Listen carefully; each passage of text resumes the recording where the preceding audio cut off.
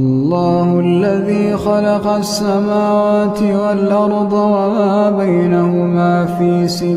أيام ثم استوى على العرش ما لكم من دونه من ولي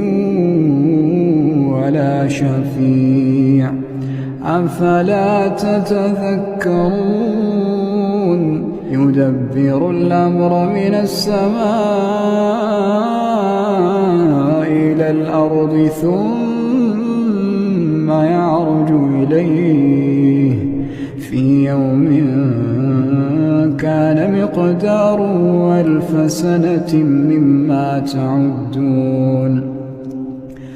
ذلك عالم الغيب والشهادة العزيز الرحيم